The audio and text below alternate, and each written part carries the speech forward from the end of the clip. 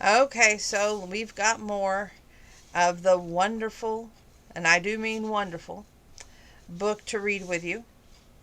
So let's start at chapter 8 and see how far we get. Cassie went back to work the next morning, still a little weak from her bout with bronchitis, but feeling much better. She was nervous as she hung up her coat and looked around at the customers. She was hoping against hope that nobody seen the local news last night that made any connections. She went to work, forcing a smile as she thanked Mary for letting her have the day off to get better. "I'll work really hard to make this up for my lost time," she promised her boss. "You always work hard," Mary teased, "and it was no trouble at all. We have people who can fill in when you're sick. I've never fired anybody for having bronchitis," she said with a grin.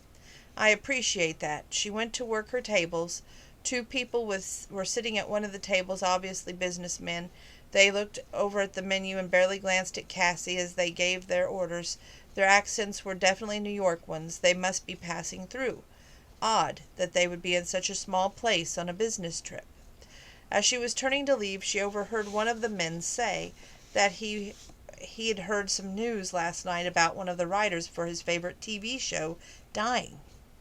"Hell of a shame. He was really good," the man said. "Of course, I miss having C.N. Reed on the job. He was a hell of a storyteller. Nice sense of humor in what he wrote. The show hasn't been the same since he left." Cassie wanted to wait and hear more, but she didn't dare. Eavesdropping could be deadly if the men grew curious about why a waitress was spying on them. She put their orders in and went to another table where the two senior ladies were sitting. They gave her their orders and she took them down, slowly so that she could hear more of what they were traveling businessmen were saying. It relieved her that they thought the show's missing writer was a man. Cassie had always used her initials because she liked her privacy. Even in Georgia, fans of the show were resourceful enough to find out who she really was and where she lived. They had been a young man who actually stalked her, not for the romantic purposes, but to try and wheedle the next month's developments in the show out of her. Fortunately, he was harmless, and the local police had given him a nice talking to that resulted in no more midnight visits to Cassie's home. The two men were discussing a business associate. Cassie wished they had more to say about the scandal. They seemed to know a lot about the program she'd written for, but maybe they were just fans. A lot of people were. The series was very well known. She came back for their orders. They hardly noticed her as they started to eat. She smiled and went back to the counter to get the elderly woman's orders. As she walked to their table, she overheard one last remark from the businessmen. "They say that Trudy Blaze may replace the producer who put Warlocks and Warriors on the air in the first place. Something about an underage woman he took home with him. She's also alluding to sexual harassment of some kind. I thought she was still sprouting off about the Reed man." "No, he got fired, remember. She got all the news media involved, as well as several women's rights group acted the victims and put it all on social media. She got his job. Nobody knows where he went. After his wife's death, he just vanished. Poor guy. Now here's another poor sucker who's going to fall to Trudy Blaze's lies. It's a damn shame." "Yes," the other man said heavily, "it is. She'll ruin that show. She has no experience at producing. Ratings are falling fast for the programs she took over after Reed left. Nobody liked her. One of the stars has already said he's not renewing his contract if it means putting up with her. She interferes in every facet of production. Shame. It was a novel idea, having a weekly series built around a budding singer group's career rise. Not only that, but setting it in the 70s with all the accompanying old songs that went with the era. Sheer genius. You can pin a rose on that. Reed was a man of vision. I hated seeing him go. I wish Blaze would get hers. I'd love to see it. I wish the media would eat her alive." "Dream on," his companion said. "Pity about Maitely Butler, the Warlocks Warriors producer. She says he's got an underage lover. He ought to take her to court and make her prove it. Chance would be a fine thing. She's sleeping with one of the best lawyers in New York, and he's pro bono for her. What a skunk." "I can think of a better word," the other man replied. Cassie, hovering, noticed one of the men glancing at her curiously. She smiled, grabbed the coffee pot, and moved beside them. "Can I warm up your coffee for you?" she asked pleasantly. "Yes, thanks." She poured hot coffee into their almost empty cups. "Just passing through, are you?" she asked conversationally. The older one of the two chuckled. I wish. We took a private plane to see a writer who lives up in Wyoming, and it had mechanical failure, so we decided to hire a car and drive to the airport in Denver, where they have major airlines. He shook his head. Give me New York any day. Sorry, he added. No offense taken, she said brightly. Small towns aren't for everyone. A writer who lives near here? She probed, worried that they might be looking for her. The shorter man nodded. Writes Western novels. We work for the network that's producing a series based on them. Great writer. He named the man. Oh, I've read that in one of his books, she exclaimed. He's really good. We think so. Well, let me know when you're ready, and I'll bring your check. Will do. She smiled and let them talk. What an interesting story she was going to have to tell her father, and what an amazing coincidence to find two New Yorkers involved in TV production out here in the middle of nowhere. So now she's angling to take over the show you write for, her father said over supper. He shook his head. She'll ruin it too. My show has such low ratings that they'll probably never get 'em back. Your show was popular because you were the one guiding the force behind it, she replied. You had a genius for hiring the best writers for the job, not the basis of every favorite. Thanks, sweetheart, he said. But it was the writers who made the show. They were its heart. I'm so sorry about Frank, she said sadly. I can't even send a card to his wife. I know, he made a face. Not that we've got enough money between us to even send a small bouquet of flowers. When I think of how we used to live. We still have each other, Dad, she reminded him, and there's always hope. The men said that Trudy was probably going to get the executive producer spot on my show. She's got something on Mately. He's such a nice guy, she sighed. I guess she'll micromanage things and my show will drop in ratings like a rock, just like yours. Maybe we can do something about that in time, he said. I need to call Jake and see what he's come up with. Think the budget will stand one phone call to New York? Call him on Skype, she teased. At least it's free. Got a point, kid. I'll do that. She worried about their names being so prominent on a national news show, but except for the two businessmen, obviously not from Benton, just passing through, nobody had made the connection. Her father had phoned his attorney, who wouldn't tell him anything except plans were in the works to bring a happy resolution to the problem. They'd have to be patient and let things develop. Meanwhile, Cassie's phone rang Friday, and she didn't recognize the number. She hesitated and searched her contact list and almost dropped the phone when she saw the new contact number and realized who it was. She fumbled for the answer button. On. Hello? She asked breathlessly. There was a deep chuckle on the other end of the line. Didn't recognize the number, I gather? No, and then I saw it was on my new contact list. She swallowed. Sorry, she laughed with self-consciousness. How are you? Lonesome. How about you? Oh, I'm not lonesome, she said. I have 2 movie stars and a bagger from the local grocery store sitting on my front porch right now, pleading for company. 2 movie stars? Yes, she paused. One of them plays the hero's dog on the police show, and the other is a drug-sniffing dog from the one of the SWAT reality shows. He chuckled. You nut. Actually, the bagger would like me to take out. She added, his girlfriend threw him over last week and he wants to make her jealous, and she'll come back to him. I've been nominated because no one else in Benton will date him. He laughed louder. Oh, the exciting life you lead. It's very hectic, she agreed. I have to mark up my calendar so I won't mix up the invitations. We still on for Sunday? You bet, she said. I'm looking forward to it. Not much going on here in the big city. Well, sirens and loud music and whistles, the usual. I know, she laughed. She stopped suddenly. Atlanta was like that, she added quickly when he paused. I've forgotten you lived in a city, he said. Just while I worked for the newspaper, she replied. I like the country sounds much better. Me too. I don't mind the travel so much. I enjoy the foreign places, but I'm always glad to come home. Are you still in Dallas? She asked. Dallas? That was last weekend, he pointed out. Oh, I'm in Paris. Paris? She exclaimed. She'd been there the year before last with a girlfriend. They spent a week shopping and eating and enjoying the atmosphere. It must be lovely, she added with a sigh. Most cities I visit, all I do is end up in the hotel rooms and airports, he said wryly. I did get to visit the vineyard, however, and they didn't even ask me to help stomp the grapes. I would love to have a vineyard, she sighed. I don't even drink wine. I just love to watch the grapes grow. Where did you see that in Georgia? He asked, surprised. Up in the North Georgia mountains there are vineyards, she replied. The soil is really good for growing grapes. Some of the wines win prizes. We learn something new every day, he said. Yes, we do. Paris, you do get around. Business drives the money machine, he said. I'm talking mergers with a man who lives here but owns the refineries in Dallas. It's doing business the long way around, he laughed. I guess so. I miss you, he said suddenly. She caught her breath. I miss you too, she said, and she felt her heart jump. About that not getting involved thing, he began. But there's still Mount Everest, she interrupted. He laughed. Okay, we can talk about the mountains when I get home. I'll see you Sunday.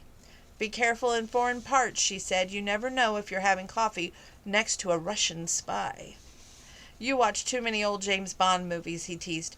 No, it's the new ones with Daniel Craig. And they're espionage agents, not spies. Have it your way, just don't get captured. We need to talk about spies. When you get home, she promised. There was a lazy affection in his deep voice. When I get home, he agreed. I'll see you Sunday. Bye, she said. So long. He hung up and caught her breath. She hung up and caught her breath. She hadn't expected him to call her. It was a surprise, a very nice one. He missed her. She felt lighter and happier than she'd been in ages. Life was looking up, way up. She wished that she had and her father could afford one of the nice cable packages that offered Warlocks and Warriors so she could keep up with the series she'd written for. She missed that being part of it. She missed the other writers, the crew, the actors. She missed all of it. She'd written for the show for 3 years. It had been quite a feather in her cap to become even an associate writer.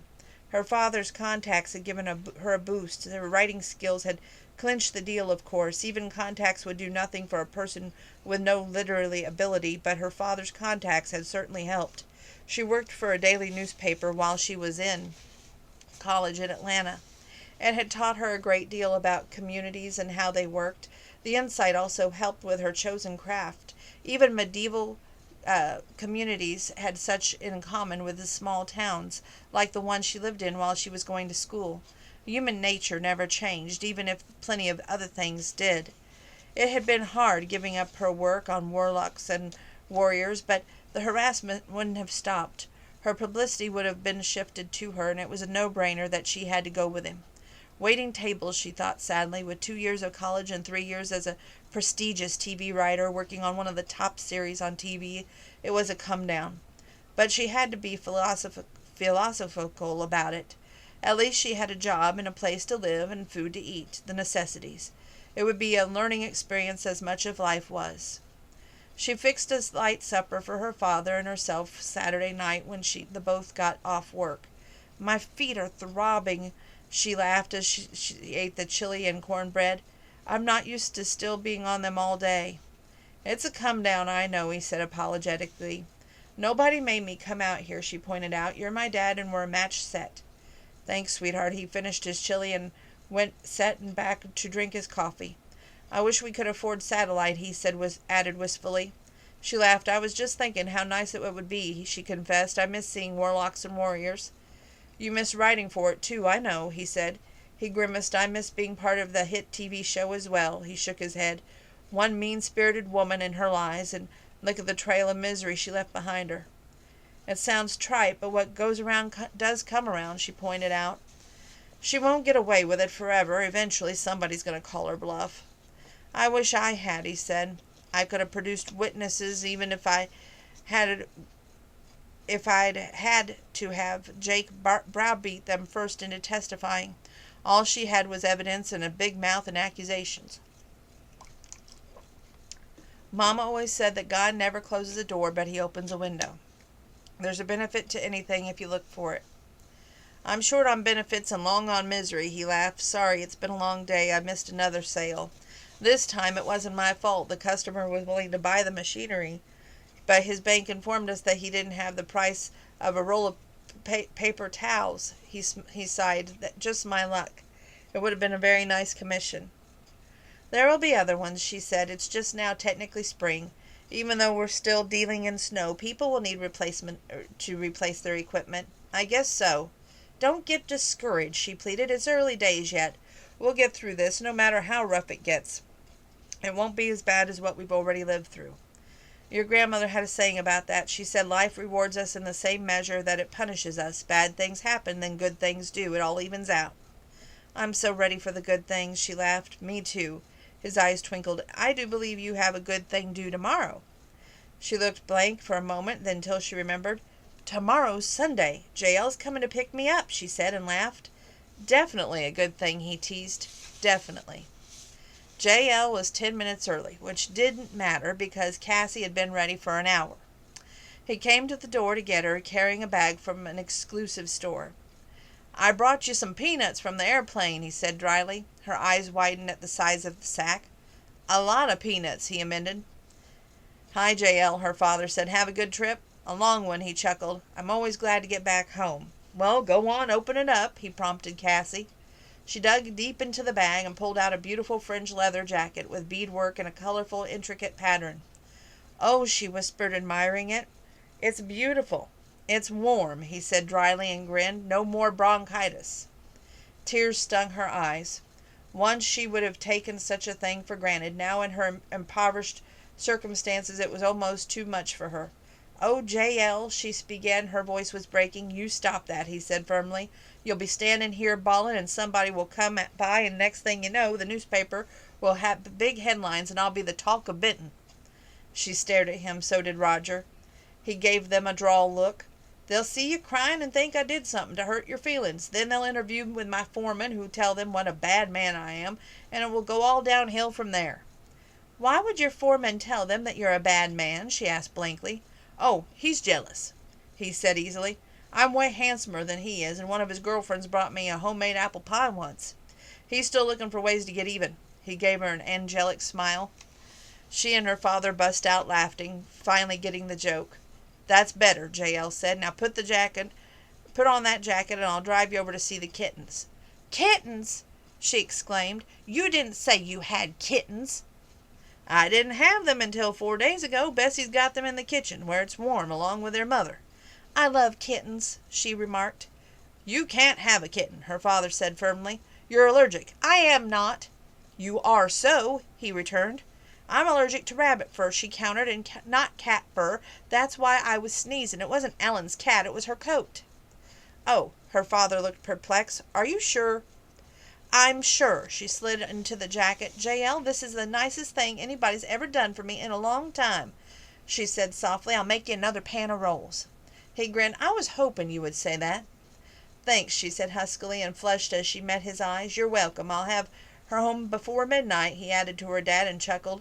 But Bessie's working all day, and everybody knows it, and I'm not going to be the one to blemish Cassie's perfect reputation, he added, just to make the point. I appreciate that, Roger said quietly. JL shrugged.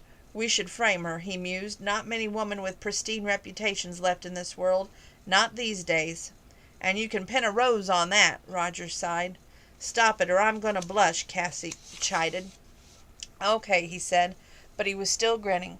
Have fun, Roger said as they were leaving. It will be. I'm going to teach her to play chess, JL said. Oh, but Roger stopped abruptly. He laughed. She plays checkers very well, he amended, having almost blown her cover. JL might wonder about a waitress who liked a cerebral game like chess. I've got a checkerboard, JL said. We'll try a bit of both. See you later, Roger. He herded her out to the truck and put her inside. She was admiring the jacket when he climbed in beside her. She noticed that the beadwork was not machined. She flushed. This was a very expensive jacket. She thought at the first thing it was something off the rack. She almost remarked about the expense, but then he might wonder how she knew it was expensive, so she bit her tongue. How is Paris? She asked. Crowded, he sighed as he pulled out into the snow-lined road. I'm not a social human, he said. I don't like high society. I hate brainy people with cocktail mentalities and city manners. You're a breath of fresh air, he added with a warm smile, missing the flush that flamed on her cheeks. I can't remember the last time I was around a woman who didn't bathe in the expensive perfume or wear couture. She felt guilt all the way to her shoes. He was describing the real Cassie, not this pretender whom he thought he knew. Not all brainy women wear couture, she said. He laughed. Care to bet? He shook his head. My ex-fiancée moved in those circles, he said with a cold smile. She had to have the latest fashions, the most expensive purse. She paid hundreds of thousands of dollars for her hair styled. She read all the popular novels. God, what a bore. I see. You're nothing like her, he said, his eyes on the road. You're a breath of spring. Unspoiled, natural. All I have to do is be around a woman in Paris at a cocktail party. I attended to see the difference. He glanced at her with a warm smile, and I just couldn't wait to get home. Thanks, she said, hating the guilt she felt. One of the attendees was a novelist. He made a face. She just landed at the top of the New York Times bestseller list, and readers gathered around her like flies on round honey. He shook his head. I don't mind a woman having a mind. I just hate a woman who thinks they have to flaunt how smart they are. I don't mean that in a bad way, he added. I know that you worked hard as a reporter, but there's a world of difference between reporting the news and swanning around in couture and preening because you can sell books. I like to read, she began. Me too, but I don't travel in those circles. I like living in the country, waking up to a rooster crowing, riding out early to see my cattle grazing in the pasture. Things like that. I guess what I'm trying to say is what I'm trying to say is that sometimes rich, successful people live in an artificial world. They're removed from the simple things that make life worthwhile. They can buy and sell into a lifestyle that just isn't real. She never considered that. In ways he was right. When she worked on Warlocks and Warriors, she had a world away from normal people. She associated with the other writers, with business executives, with people who lived and worked in the city in high social circles. Her whole family had lived like that. It was only since she and her father had come to Benton, Colorado, that she realized how artificial that the other world really was. She lost touch with everyday things, with normal people, and she hadn't even realized it. You're very quiet. Have I offended you? He asked. Oh, no, of course not, she said. I was just thinking about what you said. I guess maybe people in those situations don't realize how different the world is for those who have to struggle for a living. That's what I meant, he said. He laughed. Nobody could accuse you and your father of being artificial. You live within your means and you don't put on airs. It's what I like best about both of you. She smiled wanly. Thanks. You're sure you're not allergic to kittens, he added, as they pulled into his own yard. Your lungs still sound a bit twitchy. I wasn't. It was fur, not cats. But honest, I love cats. He smiled. Me too. They stared at each other for a long moment. Cassie felt her heartbeat skyrocket as his dark eyes fell to her mouth and lingered there. It felt so quiet in the cab of his truck, and she could hear her own heart beating. It's been a long week, he whispered. His big hand slid into her hair at the nape of her neck and tugged very gently, and I'm starving. She felt his lips, cold from the wind, settle gently on hers, tenderly, so that they didn't frighten her. He was slow, barely touching her, as his mouth smoothed over her lips and began to part them. Her fingers caught in the lapel of his jacket and tightened as he increased the pressure of his mouth. He heard her breath catch and felt her body stiffen, just a little. Then her lips softened underneath his, and she shivered just slightly. He drew her completely against him, and his mouth ground down into hers. She tasted him, drowned in him, as he explored her body, warming lips in a silence that was static with a feeling. Finally, his mouth slid against her cheek into the curve of her throat and held her and rocked her in the silence. Maybe you should forget about climbing Mount Everest, he whispered. Her heart was beating her to death. Maybe I should, she managed. He laughed softly and drew away from her. He liked that little flutter in her breath, the flush in her cheeks, the light that grew in her eyes. How about coffee and pound cake? I'd love that, she whispered. He just nodded. There was an expression on his face that made her feel warm and protected and valued. She felt as if she didn't touch the ground as they went into the house. Oh, my goodness, she exclaimed as they entered the kitchen and saw what was the cloth-lined box against the far wall. They're beautiful. They're all white. Bessie chuckled. White with blue eyes, she agreed. We've had white cats here forever. They're precious, she said, picking one of the tiny creatures and cradling it against her cheek. They're handy, too, J.L. remarked as he slid off the jacket and looped it around the back of the kitchen chair. They'll keep the mice down in the barn, so you could say that they earned their keep, he chuckled. I haven't had a kitten since I was 10, she remarked. We had a Siamese cat. He was beautiful, absolutely dangerous. She laughed. He hated dogs. He'd sit outside our apartment when he could, get past us and wait for the neighbor to come by with a little Pekingese, and then he'd chase it. And her. A vicious cat, he laughed. Very. We named him Lucifer. The name really suited him, too. She petted the mama cat, who looked at her with the soft blue eyes and purred. What's her name? She asked. Should we tell her? Bessie wondered. He shrugged. We call her Lady Godiva. She frowned. Why? It should be obvious, he remarked. He leaned closer and said in a stage whisper, She doesn't wear any clothes. Cassie burst out laughing. So did they. She never felt so much home as she did here in this bright kitchen with the two of the nicest people she ever met. She thought about what J.L. had said with artificial people, and she felt suddenly guilty. She was deceiving him. She hadn't been meant to become involved with him, but now that she was, how in the world was she ever going to tell him the truth without having to perceive her as the biggest liar in town? Her face looked stricken as she possessed the thought. He stared at her, frowning. What's wrong? He asked suddenly. Cassie stared into the dark eyes and felt her cheeks flushing. She turned her attention back to the kitten.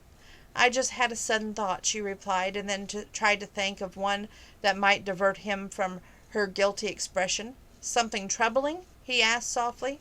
She drew in a breath. Not really. We had a couple of New Yorkers in the restaurant recently, she added. They were so glad to escape to Benton. I felt sorry for them. I know what you mean, he said, relaxing back in his chair. They can have big city life with my blessing. Come eat your cake and drink your coffee before it gets cold. Okay, she put the kitten back with its mother and moved back to the table.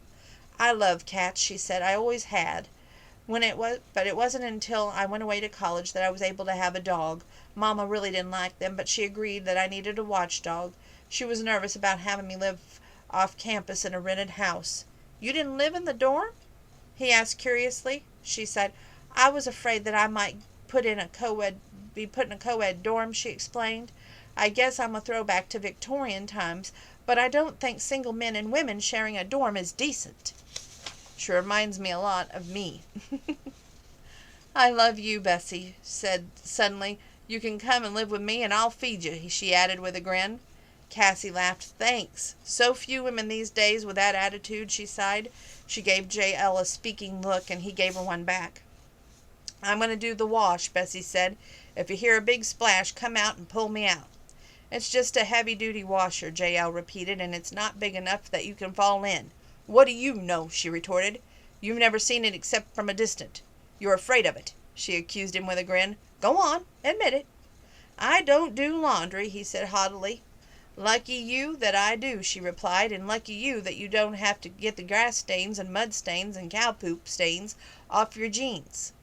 He gave her a long-suffering look. I tell you how much I appreciated you twice a day. She shrugged. I guess you do. Remember Big Splash? Come save me. He waved a hand at her. Cassie was laughing. You too, she said with a tolerant look. She's a treasure.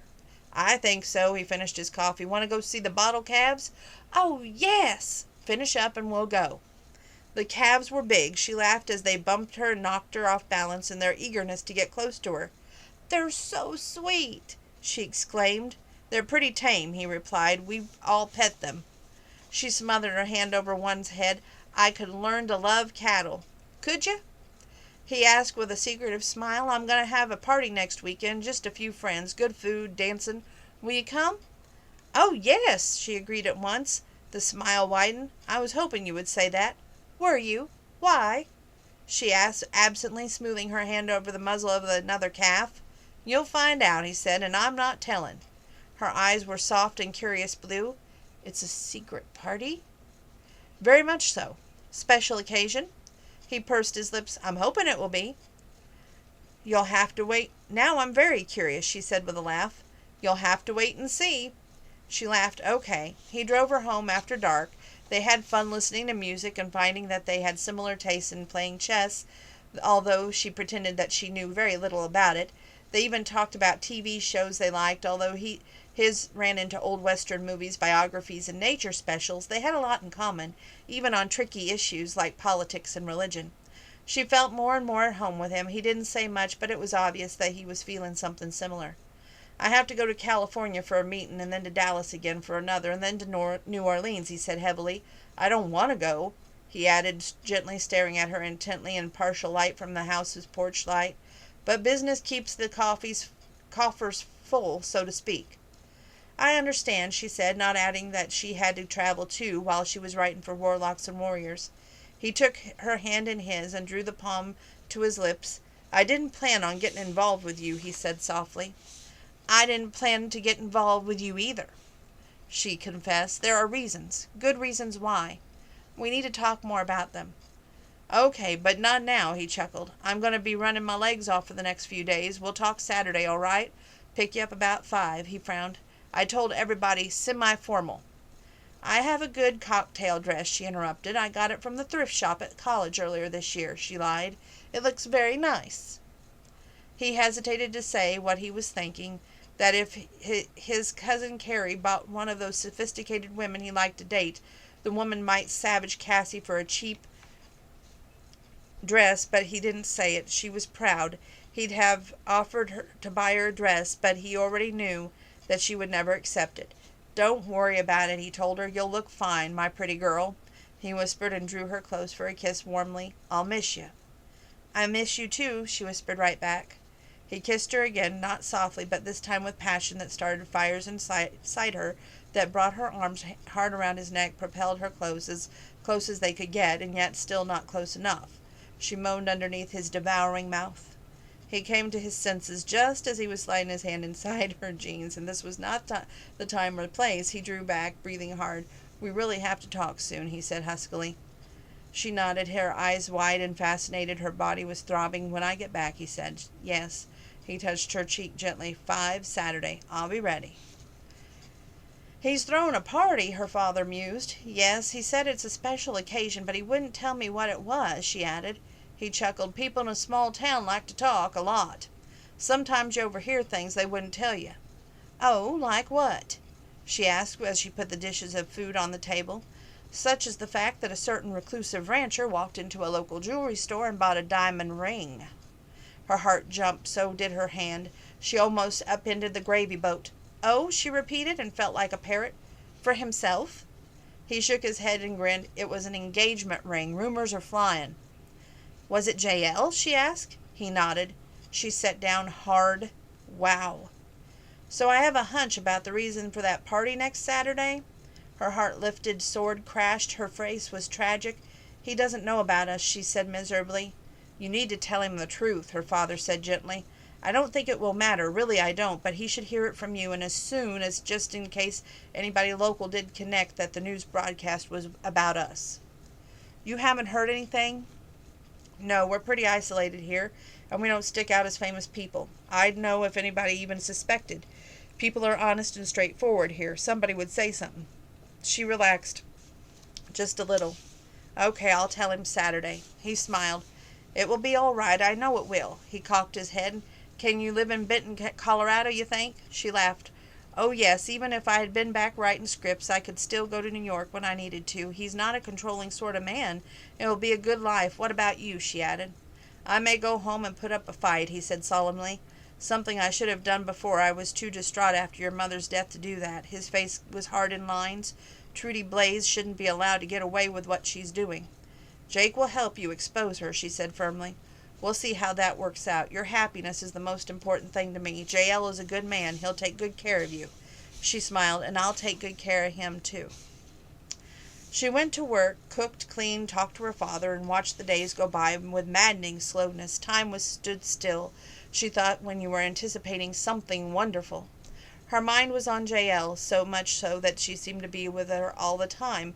He phoned her at least once a day just to talk, sometimes twice a day. She walked around the house feeling as if her feet weren't touching the ground.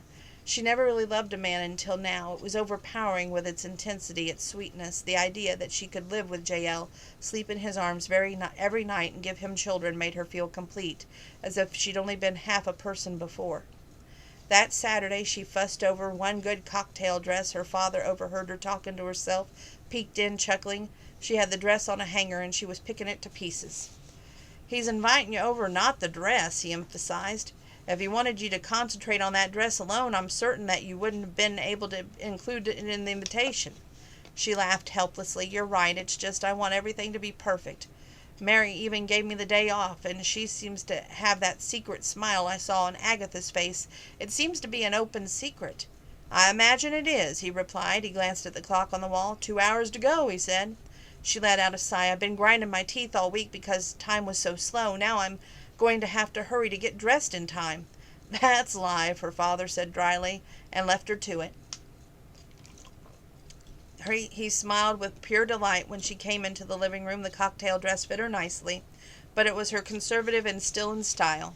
Her long red gold hair was swept up in an exquisitely tricky hairdo that was held in place with a jeweled hairpin. Her feet were in dainty black leather high heels and ankle straps. She wore a thick black wool crocheted shawl over it because she didn't have a good coat, and the beautiful fringed jacket J.L. had brought her wasn't quite dressy enough for the rig. "Will I do?" she asked her father. He chuckled. "You certainly will. You remind me so much of your mother's mother. She wasn't a redhead, but she had the same grace and poise that you do, and your mother would be proud tonight." She smiled sadly. "I wish," he kissed her forehead. "Me too, sweetheart. I hope you have the time of your life tonight, and I won't expect you early." She laughed and kissed his cheek. "I'm so excited I can hardly bear it." "I'd wish you luck, but you won't need it." He lifted his head and listened. "And I believe your enchanted carriage is coming up the driveway, disguised as a pickup truck." She laughed wickedly. He parted the curtains and whistled. "Apparently not." She looked out over his shoulder and caught her breath. "Well," she said. "Unexpected, but not entirely," he replied and grinned. She walked out the door, and J.L. was getting out the back of the door of a super-stretch black limousine, its livered driver holding the door for him. He had a box in his hand. He was wearing evening clothes, no hat, and he looked devastatingly handsome. He was doing some looking of his own. Cassie looked beautiful and very sexy in the nicest sort of way. He smiled and couldn't stop. "Here," he said, handing her an orchid. "It's going to be an enchanted evening, however trite that may sound." "Not trite at all," she assured him. She took the orchid out of the box and slid it onto her wrist. "I'll press it in a book afterward," she said with a breathless delight, and met his eyes. "I'll keep it forever." His breath caught. She was so real, so innocent, so honest. He couldn't believe how perfect she was, and she was all his if he wanted her. He did. He never wanted anyone so much, least of all his ex-fiancée. "We can talk about that forever thing after the party," he said softly. He brought her hand to his lips and kissed it lightly. "Shall we go?" Her whole face smiled. "Let's." It was the sort of gathering she was used to. She'd been to numerous cocktail parties in New York, and she was used to eating in five-star restaurants, sipping champagne, having the most expensive hors d'oeuvres. She mingled with the guests, most of them businessmen, who were his friends, and she fit in effortlessly. He saw that, and it disturbed him. She was too much at home here. How could a waitress from a small town in Georgia feel so comfortable in what was an alien environment? Cassie didn't notice his expression. She was meeting people, socializing as she was used to doing, drawing out people by asking them to talk about themselves. Authors were, by nature, introverts, but she always learned to be outgoing when she started to work for the weekly newspaper outside Atlanta. It had been a good preparation for what came afterward. J.R. nursed a whiskey and soda and frowned as Cassie mingled with his guests. One was missing. He was still uncertain about inviting Carrie, after the slight run-in with his cousin had with Cassie, but he took the chance anyway. Carrie was, after all, the only family he had left in the world. It was fitting that he should be here when J.L. announced his engagement to Cassie. It would also be a way of letting Carrie know that he held no grudges about Carrie's part in breaking his former engagement.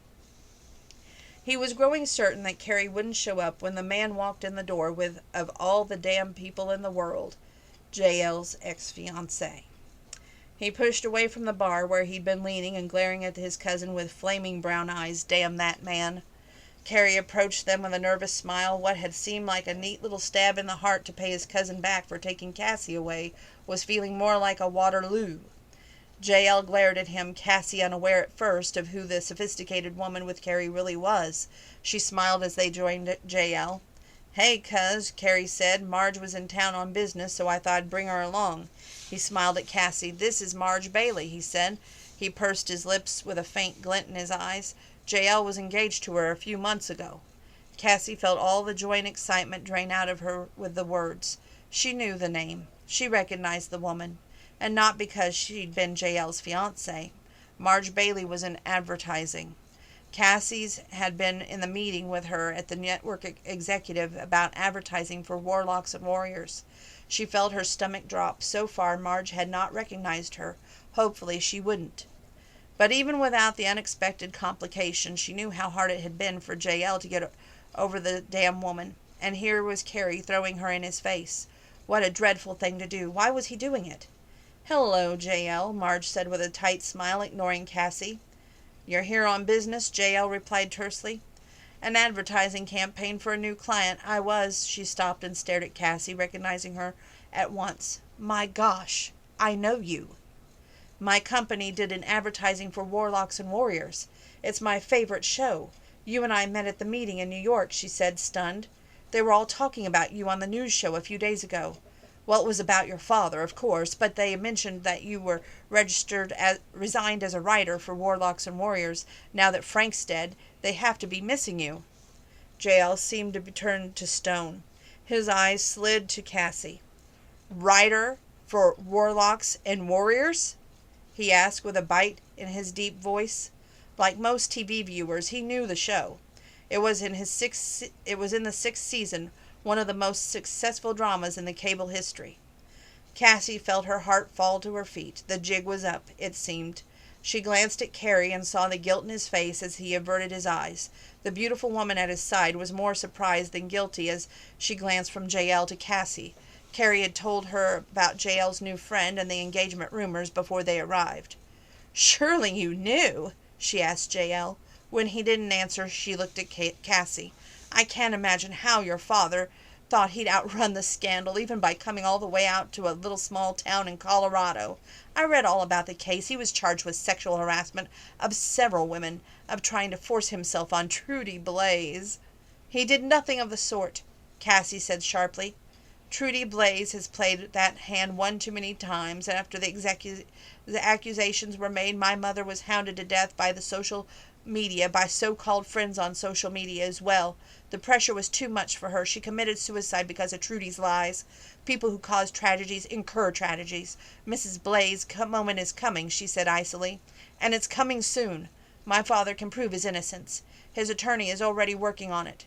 "Your mother committed suicide?" Marge's face closed up. "I knew that she died. I didn't know how. Honestly, I didn't know. I'm sorry." "Well, this is, awkward," Carrie began slowly. "Not so awkward for you, I'm sure," Cassie told him in a heated tone. Her blue eyes were flashing like lightning in her pale face. "You planned it right down to the last detail, didn't you?" Carrie flushed. He tugged at his collar. "Listen, I never meant—" "I wish we were in a less public place," Cassie said. "I'd put you on the floor and stomp on you." Her lower lip trembled. "You worm! You despicable worm!" JL's dark eyes were full of ice. "Carrie isn't the one living a lie," he said to her. "I think it's time you went home, Ms. Reed." Cassie wanted to argue, to plead, to explain to JL, so rigid that she knew it was hopeless. The light went out of her eyes. That evening had begun with such promise, and it had ended in tears. "Okay," she said quietly. He moved away and signaled the driver, who was sitting with a book in the corner. The man came at once. "Drive Miss Reed home, if you please," JL told the man. He didn't look at Cassie. He didn't offer to go with her. He didn't say another word. The music was playing, and one couple was already on the makeshift dance floor. JL took Marge by the hand and led them out into a two-step. He smiled at Marge, his attention completely on her. Carrie drew in a breath. He began. "Spare me," Cassie said coldly. "Someday you'll get what you deserve, Carrie. I won't be around to see it, but your day's coming." She turned on heel and walked out the door with the driver right behind her. When she walked in the door, her father knew immediately that something terrible had happened. "What is it?" he asked gently. She fell against him, tears blinding her. "Carrie brought JL's ex-fiancée to the party," she sobbed. "I know her. She works in advertising, and her company did a campaign for Warlocks and Warriors. She told JL all about us." "I should hire a hitman for JL's cousin," he muttered, patting her on the back. "I'm so sorry." She had to get through the tears to speak rationally. When she was calmer, she made coffee and they sat at the kitchen table together. "We have to go back," he said after a minute. "I spoke to Jake just before you came home. He's got solid evidence that Trudy's done this before, and he has witness who will testify. He's filing suit against her in behalf of the defamation of my character and making malicious false allegations that cost me my job and held me up to public embarrassment. One of her victims is coming all the way from L.A. to testify." He smiled sadly.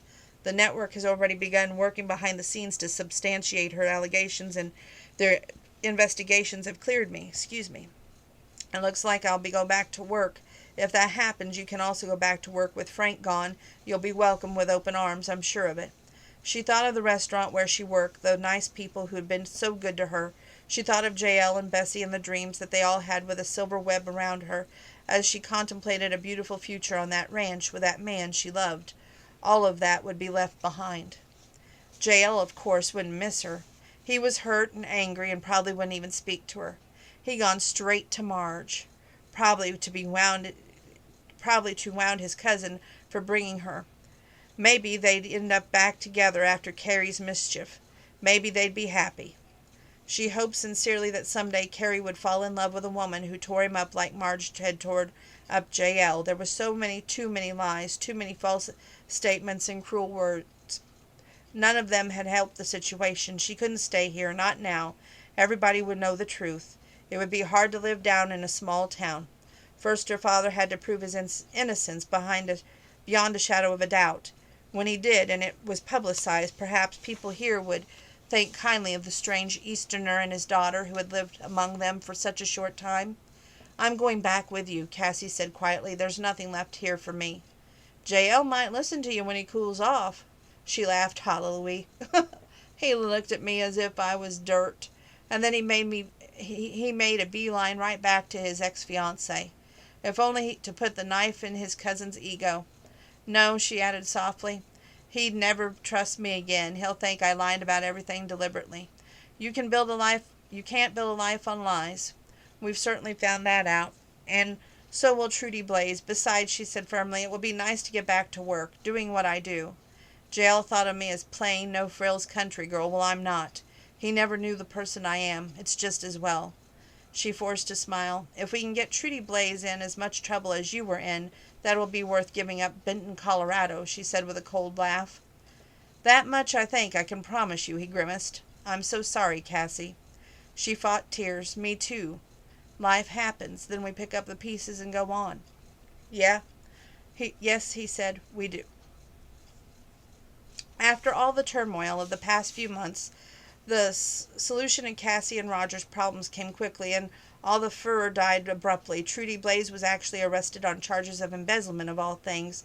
She created a false vendor account with the help of the attorney, who was facing disbarment, and pocketed assets to which she was entitled. As it turned out, she'd done the same thing in L.A., as her former boss testified to a grand jury.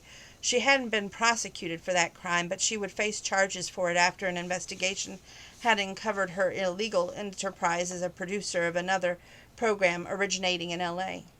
Not only was she still facing jail time for conversion of property, but she was looking for defamation charges from both Roger and 3 other men as part of a plea deal.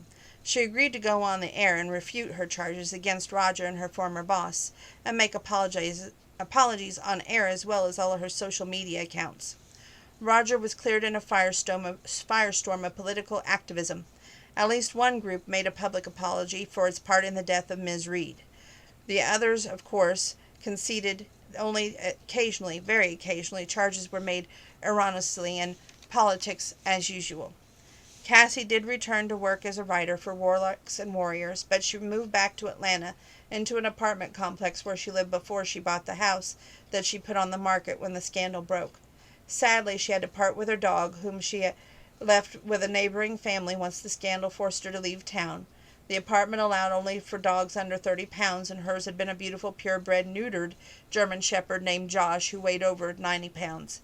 Happily, however, the family who adopted her pet promised to let her visit Josh whenever she wanted to. She settled back into her job and watched spring become summer without particular enthusiasm. She hadn't kept in touch with the people in Benton because she didn't want to hear about Jael and Marge. She was certain that they were back together now. if only to pay Carrie back for his interference. It had been such a sweet dream, thinking that she and J.L. would get married and live happily ever after on the ranch. A silly dream, as it turned out. She should have been telling him the truth from the very beginning. But they hadn't been headed for anything more than friendship when it started, and she was reluctant to clutter up their relationship with painful revelations about her father's past. She was lonely, lonelier now with her memories of happier times stabbing her in the heart. She'd been so excited when her father told her about J.L. buying a diamond ring. Marge was probably wearing that ring by now. She had wanted to go to New York writers' discussion about warlocks and warriors. She arranged to have lunch with her father at the Four Seasons near his office. He was back in charge of the hit show about a 70s singing group rise to fame. He'd been completely exonerated of any charges relating to Trudy Blaze, who had plenty of problems of her own making, and he told Cassie that he wasn't even speaking to women on his staff unless it was work related in the company of co-workers. She thought how sad the world had become. Harassment was terrible, but so was creating an atmosphere of artificial coldness that denied any warm human feelings at all, in the effort to head off charges of misconduct. Lies and malice were toxic and could ruin everything. She'd seen it with Trudy Blaze, with Carrie lying to his cousin, and worst of all, she blamed herself for not being up front with J.L. Cassie sat listening to her colleagues go over a necessary plot change because one of their actors had been injured in an accident they'd have to ride around while he got through the aftermath of the mishap and into a cast for his broken leg. They solved the problem with a created injury in the series to compensate for his lack of mobility. And aren't we all the creative geniuses, Derry, a female co-worker chuckled as they finalized the change. We're writers, Cassie said with a wicked grin. It's who we are. Most of us, Ted, another writer, murmured dryly. Angela, the live wire of the group, gave them a mock glare. I am so a genius, she shot back. In fact, I can prove it. Only this morning at the coffee shop I instructed a barista in how to make change from a 5 without taking it off her socks. Everybody roared. And for that, Ted counted, you could be sued for character assassination. He realized belatedly that Cassie was in the group and remembered what she and Roger had been through. Sorry, he said at once as he grimaced. I am not politically correct, she assured him with a warm smile, and I haven't ever sued anybody in my life yet. He stood and bowed. Thank you, my lady, for your kind regard. She stood and curtsied. My knight. Everybody groaned. Peasants, Cassie said huffily. And on that note, Angela, who now led the writer's room with a grin, will adjourn to lunch. Cassie, you coming with us? I'm meeting Dad at the Four Seasons, she replied, but thanks, rain check. Next time you come to New York, Ted said, why don't you move up here? Hot as hell in Atlanta. You get used to it, she said with a lazy smile. Besides, we have a huge lake nearby, sailing, hiking, picnic spots, fishing. Fishing, Angela groaned. Who goes for fishing, for God's sakes? Me, Cassie said, laughing. Actually, it's great fun. Yellow flies, mosquitoes, water moccasins, copperheads, smelly worms. Please, Angela said. I'm headed for a restaurant. And speaking of restaurants, Cassie said, I'm going to have fish. You can't reform misplaced New Yorkers, Ted said, shaking his head. Fishing, he rolled his eyes. To each his own, Cassie said with a flash of white teeth. Four Seasons was crowded, but her father had reservations, so they went right in. Cassie was wearing a navy blue slacks with a perky white and blue blouse, silk blouse, and white sweater. Her hair was up in a complicated hairdo, her small ears dripping gold earrings, and a medieval design. She wore small stacked high heels every day. Everything in Manhattan was a long walk, even after riding around in a company-provided limo. Roger Reed, in a blue business suit and a patterned tie, looked every bit like the producer as he rose to greet his daughter, smiling. She hugged him and sat down. How's it going? He asked after they ordered. She smiled. Fine, fine. We're looking forward to the next season. Lots of twists and turns and surprises for the fans. She glanced at him. How's your show going? He chuckled. Better than ever. The staff was so happy to have me back, they bought me a cake and had party hats. She smiled. I could almost feel sorry for Trudy Blaze. I couldn't, he said flatly. Her lies caused your mother's death and tainted the reputation of several of us. She'll get what's coming to her. In fact, she already has closed down her social media accounts. The people who attacked her are now attacking her, not us. Tit for tat, she said quietly, but all the hate in the world won't bring Mama back. He nodded. His face was sad. It'd been quite an ordeal. I'm happy things are back to normal, although I have to confess that I do sort of miss Benton, Colorado. Her fork slipped at the mention of the town where she left her heart. She picked it back up and didn't look at her father. I miss Mary and Agatha, she said. They were kind to me. He nudged a perfectly cooked piece of steak with his fork before spearing it into his mouth. He sipped his red wine before he spoke. I had a phone call today. Did you? From Colorado. The fork jumped again, but this time she didn't drop it. Oh? From Carrie, of all people. Carrie? Disappointment welled up in her. Carrie had called her father? How would he have your number? His friend, J.L.'s former fiancé, gave it to him.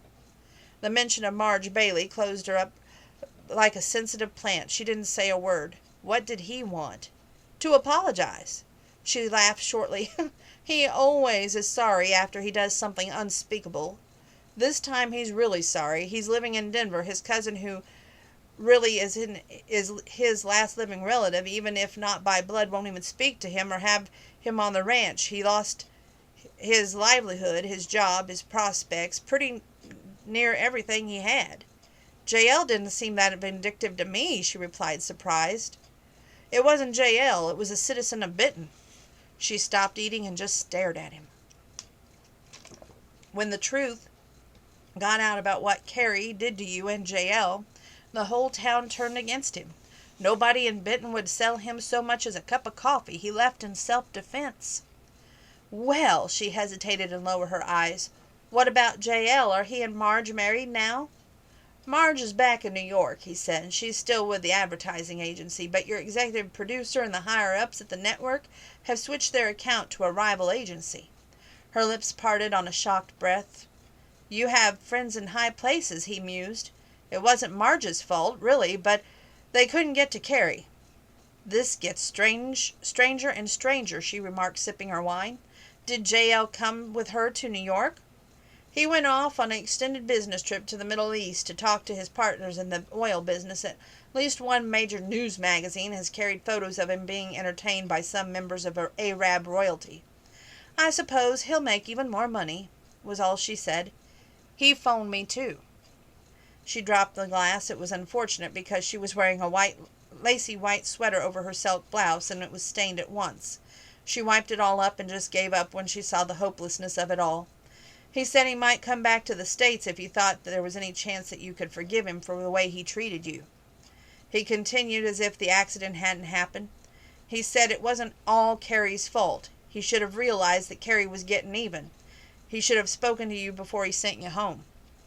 Yes, he should have, she said with some heat. He did mention that if you hadn't kept secrets from him, none of this would have happened the way it did. I was forced to agree with him.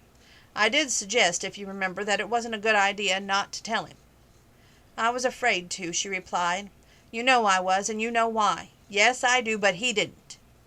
She drew in a long breath. She missed J.L. terribly, and the time that she'd been back to work, she was empty and cold and alone. She lived in Georgia all by herself. She came to New York when she had to for her job, which was why she was in the city right now. She came to see her father, but even writing, which she loved, was no substitute for the tall rancher who had been a part of her life for such a short time. New York and Colorado aren't that far apart by plane, he said. You could commute from there easily as you can from Georgia. J.L. has a private jet, which would make the trip even easier. She bit her lower lip. I'm not pushing, he said gently, but J.L. is a fine man. He has wonderful qualities. He was shocked and upset by what Carrie said and did that night. It doesn't excuse it, but it does explain it. Nobody's so perfect that they can't be allowed a second chance. That is, if you wanted to give him one. She looked up at it, and her eyes were quiet. Maybe he just wants to apologize and nothing else, she ventured. He could have said that in a letter. He wants to see you. She drew in a long breath. It was a terrible chance to take. She might get over him in time. She had her work. It was almost enough. She looked down at her hands and thought how happy she'd been that day her father relayed the gossip that J.L. had bought a diamond ring just for her. She thought about her finger being ringless and for the rest of her life. You can always tell him to go home. She looked up at him, his amused expression. Yes, I guess I could. There's a nice symphony concert tomorrow night. They're playing it Debussy. I understand he likes Debussy very much, and that he has 2 tickets up front." "Oh, he does he? He only lacks the right partner for the event. And I believe you bought a new gown to wear for the opening of the Arts Center next month." She laughed in the humor she felt, for it was the first humor she felt in a long time. "Yeah, I did. So he said that if you were willing, he could pick you up at my apartment about 6 tomorrow evening. He mentioned supper at the Plaza. He has reservations for that too, and he almost mentioned that he was going to look really stupid with empty seats beside him at both of those events. He'd been such an object of pity that he might never recover." Her eyes grew bright with humor. "Well, I suppose I could listen to what he has to say." "Exactly what I told him." "Turncoat," she said, but she smiled affectionately when she said it. "You've been miserable since we've got back. So has he. So take a chance." "I guess I'll have to, but if things don't work out, you can have me paged at the airport." "How would that pay you back?" "You could tell people that I was a famous movie star traveling incognito and have me mobbed for autographs," he chuckled. "In that case, I'll do it. That's my girl." She tried several times to talk herself out of the date, but she couldn't help herself. She wanted to see Jael so much that it was like a fire burning in the pit of her stomach. He was all she thought about, all she dreamed about, and all she wanted in life. She pictured herself living on the ranch, traveling with him, rocking their children to sleep at night by a fire in the fireplace. She was miserable alone. Perhaps he was too. There was only one way she was going to find out, and that was, as her father had said, by taking a chance. She dressed in her gown, a pretty beige couture one that fell in folds to the ankle straps of her leather pumps. Her red gold hair was up again in a complicated coiffure, and with jeweled clips. She wore just enough makeup without overdoing it. She wore pearls around her neck and in her ears, a gold designer watch that fastened around her wrist. She looked expensive and cultured, which was what she was. For once, she wasn't in disguise. The phone rang. The clerk informed her that the gentleman awaited her in the lobby. She picked up her purse, wished her father good night, and walked out the door. Jael was near the elevators waiting. His first sight of her produced an expression of pride, of faint possession, and of approval. He smiled slowly. "The real Cassie," he said as he approached her. She smiled back, trying to contain her excitement. He was wearing a designer clothing as well, evening clothes in which he looked debonair and very cultured. His thick black hair was uncovered, and his face was tanned and handsome. His dark eyes ate her from head to toe. She had to fight to breathe normally. "The real me," she replied. "If I start apologizing here," he said softly as he escorted her toward the front door, "maybe by the time we get to the symphony you'll be in a forgiving mood." "It was my fault too, you know," she replied quietly. "I should have told you the truth. I was afraid to. It was so horrible here." "It's all right," he interrupted. "You don't have to say a thing." He paused at a super-stretched black limo whose driver was waiting with the back door open. Jael helped her inside and followed her out, the driver shutting them in before he went around to get in underneath the steering wheel. "I hope you're hungry," he said. "I came straight here from Saudi Arabia." "I had a nice salad and light fish for lunch," she replied. "It's worn off." He chuckled. "I had peanuts." "You can get those on an airplane," she exclaimed. He glared at her. She laughed. "Sorry." He laughed softly. "I missed you." "I missed you too." He slid his hand over hers and curled it into it. "It's going to be the best date we ever had." She caught her breath. "Yes." His hand tightened. Hers tightened too. "Marge wasn't any happier with Carrie than I was when she knew who you were," he said. She gave him the rough side of her tongue. "So he turned around and called your boss to get even with her, and he told them that she'd been rude and obnoxious to you." "Is that why she lost the account?" she asked, shocked. He nodded. "She wasn't even sorry about it. She felt guilty about what she let Carrie talk her into. She called me and told me what had happened. She said that she even felt more guilty when she knew your mother had died. There have been too many lies and mixed messages, too many deceptions by both women and men. Trudy lied about your dad, Carrie lied about Marge and about you. But justice prevailed." He squeezed her hand. "Trudy is in jail and Marge will be fine. Carrie won't. He's living in Denver now, and nobody back home will even speak to him, especially me." "He's done a lot of damage," she said quietly. "More than you know. It's about time he faced the music. I'm not letting him back on the ranch ever again."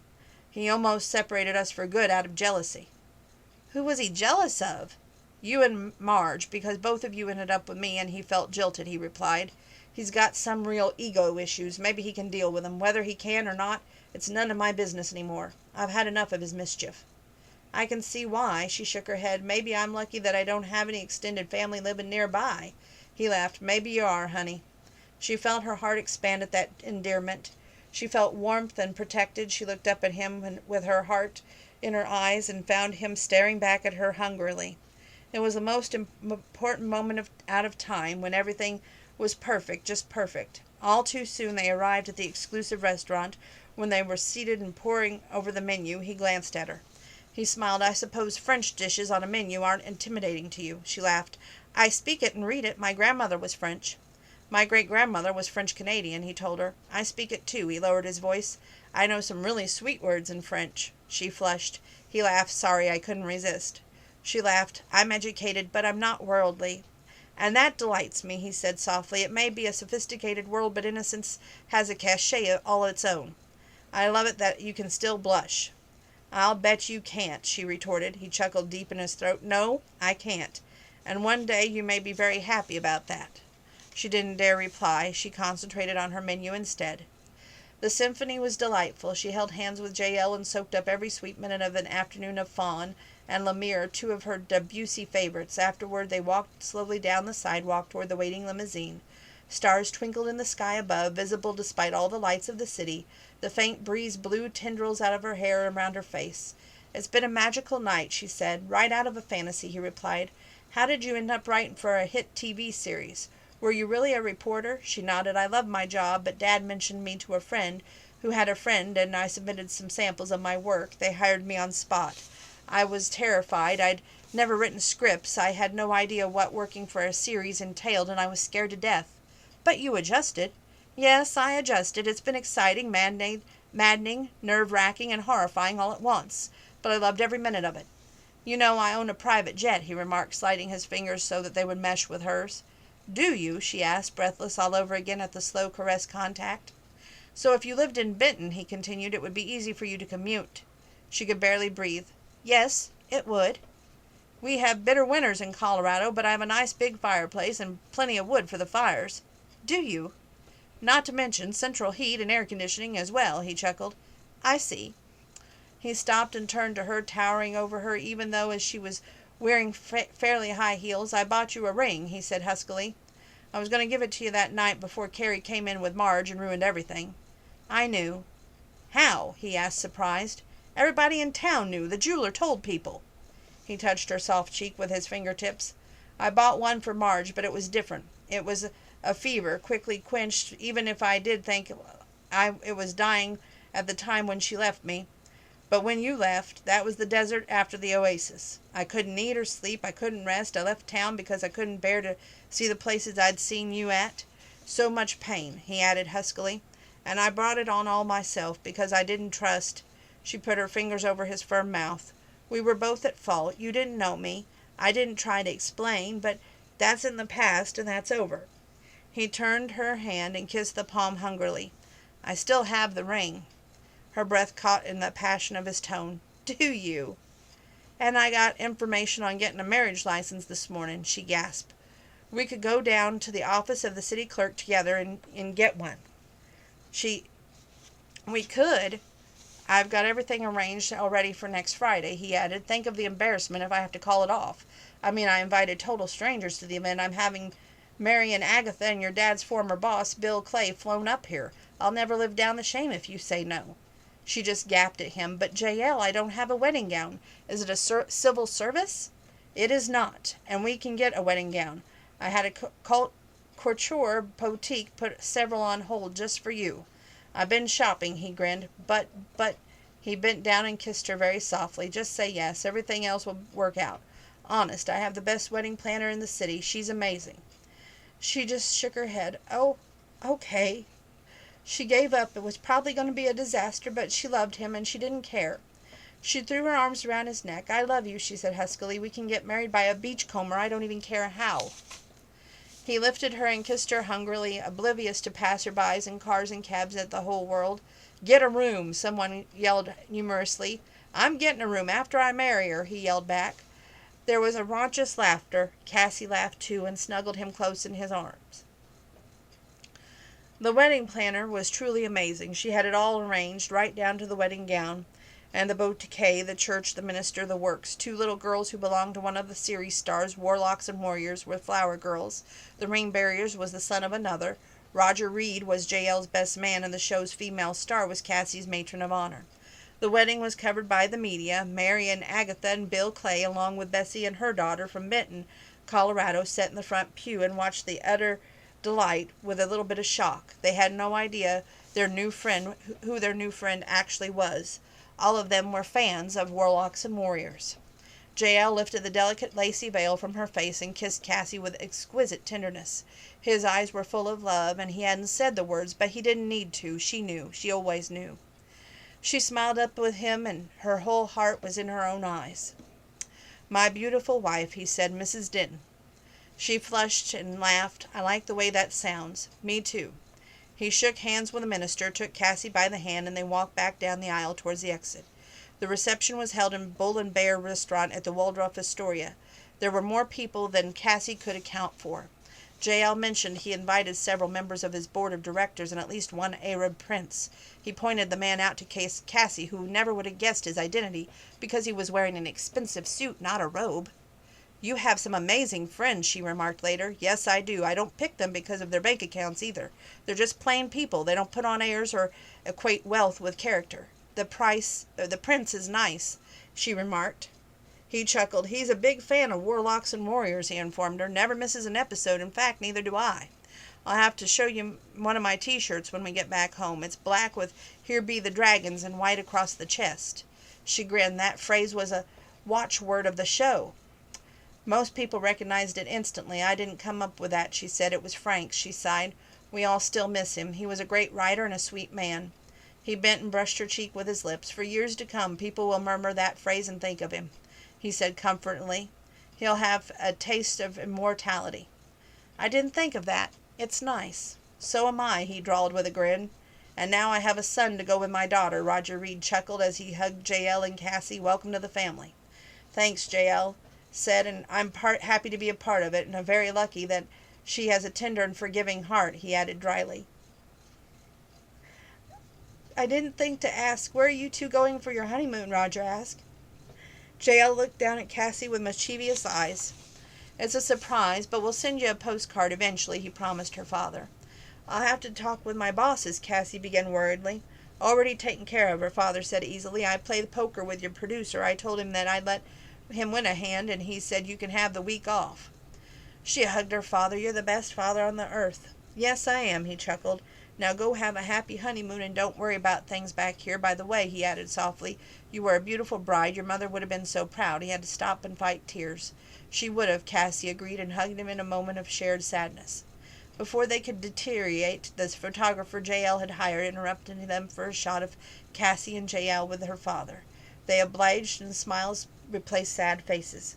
JL and Cassie posed for pictures and then said their farewells to Benton natives who come so far to see them wed. JL was sending them home in business on commercial airlines. He apologized but added that he and Cassie would be taking his jet on their honeymoon. Nobody had a problem with that, especially when he had added that the guests would be spending the week in New York City with prepaid credit cards, prepaid hotel bills at the plaza, and all the food and entertainment they could wish for, also prepaid. Cassie was delighted that he was so generous with their friends, but then, that was the way JL was. Happiness was spilling out all over. Oh, what a moment. Cassie had thought that they'd spend the night in New York City, but JL had driven them to the airport after they said their goodbyes. Not a thing to worry about, he assured her, his eyes twinkling mysteriously. I have a very special wedding surprise in store for you. We're going to join an exclusive club. We are? Which one? She asked, wondering if it was a restricted area in the airport where members of certain groups got VIP treatment. Wait and see, sweetheart, he added softly as he held her hand tightly. Oh my gosh, she exclaimed just as they reached the airport. JL, I forgot my suitcase. It's at Dad's apartment. I won't have anything to wear. Already taken care of, he said easily. Your dad packed it, and I picked it up, and it's already on the jet. The jet? My own jet, he said. Big, roomy, comfortable, with a pilot who's the best in the business. We have in-flight service meals. His eyes twinkled. You're going to love it. She did, and she'd been on an executive jet once when she was needed urgently for a story conference that the CEO of the company had produced Warlocks and Warriors and had sent his own jet to pick her up in Atlanta. But even the luxurious jet wasn't a patch on JL's. This is absolutely unreal, she said as she looked around. There was a TV, a bar, a comfortable sitting area with tables, a male steward who greeted them at the door. This is Dennis, he introduced her to the pleasant man. He's been with me for 8 years. Nice to meet you, she said, shaking hands and smiling. Nice to meet you also, Mrs. Denton. Will you be wanting to eat soon? JL looked at his watch. In about 2 hours, I think. Until then, no phone calls, okay? He added and tossed his cell phone to Dennis. He held out his hand. Cassie got the idea. She handed him her cell phone, which he also tossed to Dennis. JL took Cassie's hand and led her down the back of the jet. The engines were revving up to take off. Shouldn't we be strapped in or something? She asked worriedly. We're about to be, he assured her. He opened a door and nudged her inside, and he followed her. It was a bedroom complete with a TV, stereo, computer, a desk, and the biggest, cushiest bed you ever seen in a long time. He picked her up and put her gently on the bed as the jet began to speed up and rise into the air. Have you ever heard, he asked her amusedly, of the Mile High Club? She flushed. Everybody has, she stammered, referring to those who had had Boom Boom in flight high above the earth.